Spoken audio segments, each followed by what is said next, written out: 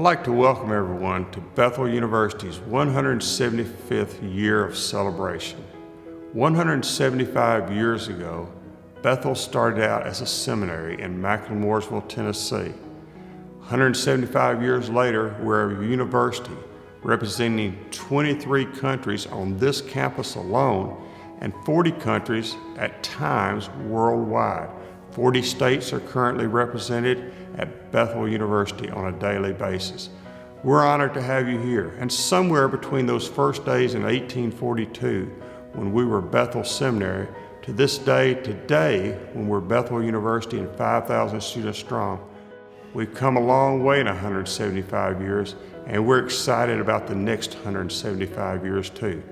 We want to tell you a little bit about what Bethel was, what Bethel is, and what Bethel will be for the next 175 years. 175 years ago, the church decided that it was time to establish some of its own educational institutions. It established Cumberland University down in Lebanon, Tennessee, and not long thereafter, Bethel was one of the institutions of higher learning that was established. Reverend Reuben Burroughs was the first president of Bethel Seminary, which is now Bethel University. Started in 1842 in Macklemore, Tennessee. A small group of young men came to learn to be pastors or ministers of God's Word and represent the Cumberland Presbyterian Church. In 1842, nationalism's a really big deal, and it's going to become a much bigger deal, and we're only a couple of decades prior to the Civil War at this point in time. So we're really still looking at what does it mean to be American. America's trying to kind of find its voice, and I think the establishment of schools like Bethel is a good example of that you're trying to establish. We have a community of higher education that belongs to America, to even kind of what was formerly, anyway, a frontier area like West Tennessee. In terms of thinking about the devastation in the South during the Civil War, it's very difficult to find anybody whose life wasn't impacted in some way. And hard times began to set in, especially around after 1863 for most Southerners. But it was certainly a life-changing event, to say the least. In 1906, there was an attempted unification between the Cumberland Presbyterian Church and the Presbyterian Church in the U.S. As a result, all of the institutions of higher education that had been established by the Cumberland Presbyterian Church became part of the Presbyterian Church. The only one that remained as a part of the Cumberland Presbyterian Church was Bethel. Why Macklemore, Tennessee? Well, it's located mainly because the railroad ran through Macklemore. At that time, no cars, no airplanes. You either walked to school, either rode a horse to school, or if you lived a great distance, you rode the train to school. And that's why Macklemore was chosen. Eventually, in the early 1870s, the railroad left Macklemore and moved to McKenzie, Tennessee, and so did Bethel University, at that time Bethel College.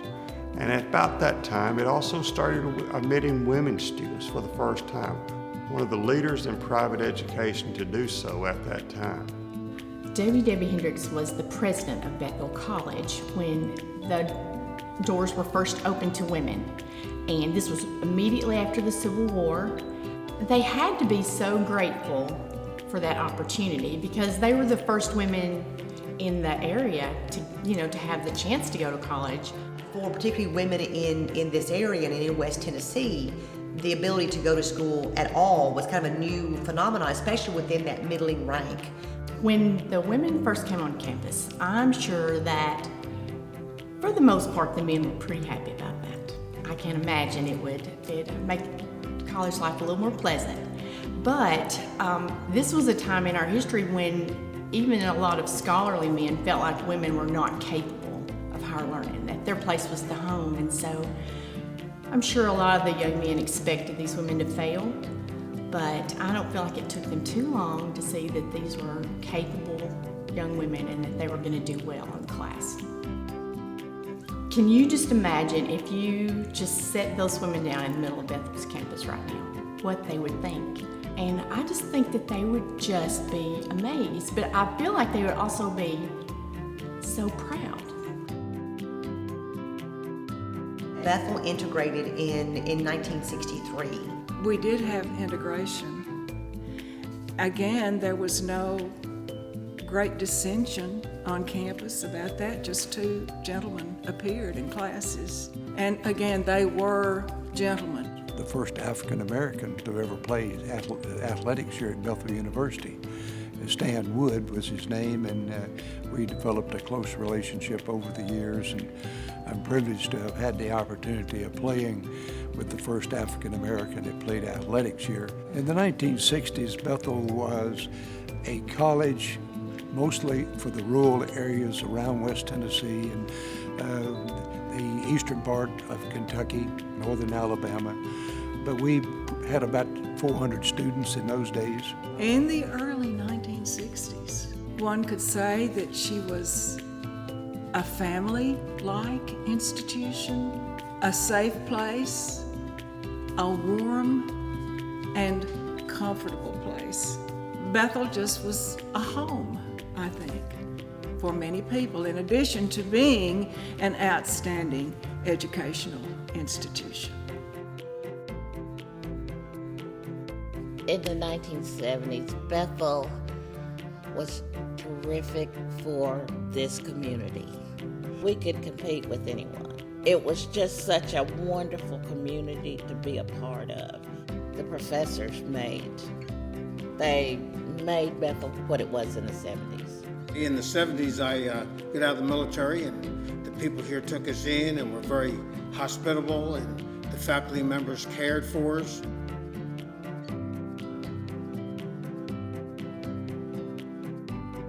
In the 1990s, Bethel was in a tumultuous decade looking for a direction home. The bottom line is that Bethel University endures because of a lot of hard work and an abundance of God's grace. Well, when you think back to the 1990s as a student, we started hearing the rumors in the fall that Bethel's going to close at Christmas, or the most prevalent one was we were moving to Paducah. Eventually, there was a turning point, and Bethel came into its own. I attributed it to three things. One was the integration of technology on campus. Bethel became the first laptop university in the state of Tennessee, in which it provided laptop computers to all of its students as it came on, and I think that was important. The second thing was that it began its medical disciplines, and we developed a program for nursing and for physician's assistants. And as we move into preparing people for positions in the medical field, I think that was an important part of our survival. And then finally, and there's no way that we can overestimate the impact that this has had, is developing the non-traditional approaches to teaching and instructing students that's different from just having them come to campus and sit through lectures. They're interacting with their instructors via computer. So those are the three things that I would attribute to saving Bethel.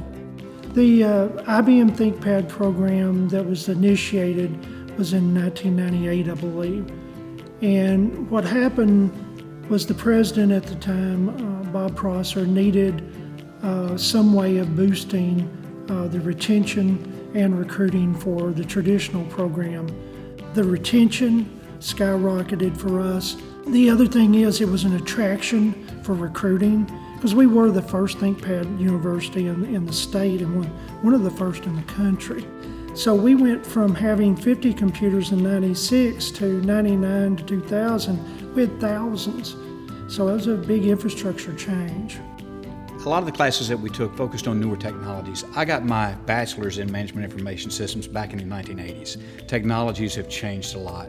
I literally wrote my first programming course on punch cards.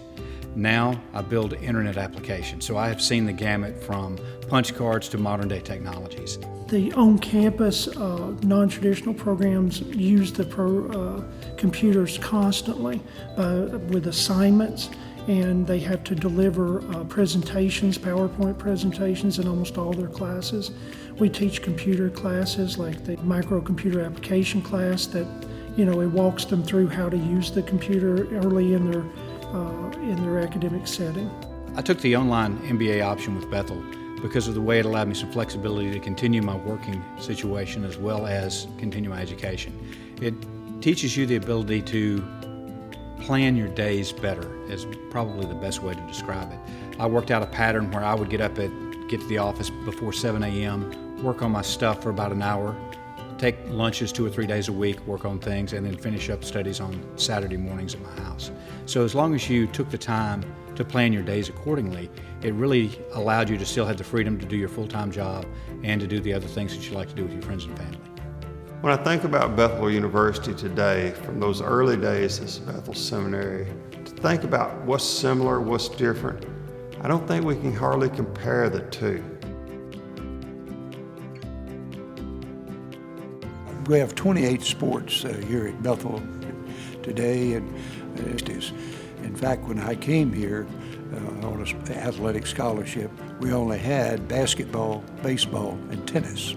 So there is a very significant difference in the athletic world here at Bethel University than what it was in the 60s. And it has made a major impact upon the quality of education throughout West Tennessee, as well as we've had a lot of graduates who have entered the business world, as well as the role of public service that this university has done wonders for and continues to do today and for the future.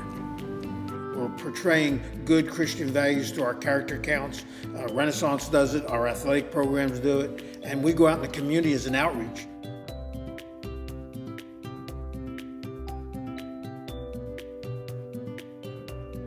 The Renaissance program is about making a difference. It's making a difference in the lives of college students who come in ready to take their next step in their academic endeavors, their artistic endeavors, and just ready to take that next step in life. I was able to get a scholarship to sing in the Renaissance Choir while also being able to major in business administration and study the social sciences all at the same time. And so I didn't have to major in music, but I got to enjoy being in a choir and getting to travel across the country while still getting to go to class and study business. Me coming as a musician, they looked at me the same way that they looked at an athlete. And so they wanted to offer me the same amount, of value that they would offer an athlete. It was awesome to see that, most of the time it's like the program of the athletics is, the most important paramount of the university. But for them to say that we are all the same and you are all equally important, that felt really cool to hear as a musician. Making a difference has always been the core of who we are.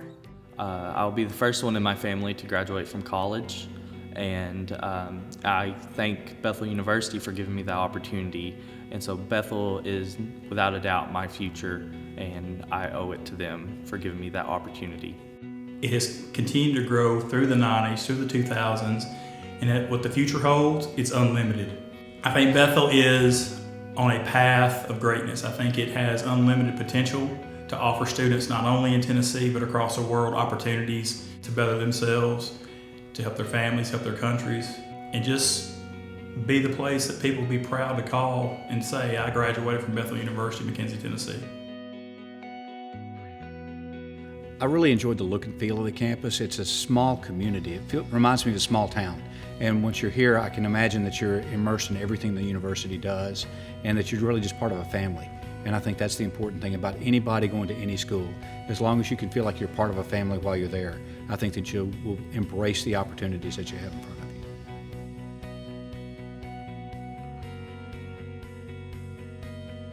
you. Bethel was, Bethel is, Bethel will be that place where lives are changed every day, where generations to come are changed every day, where we're that place where we can offer a difference to people in their lives. If we do that, Bethel will be forevermore.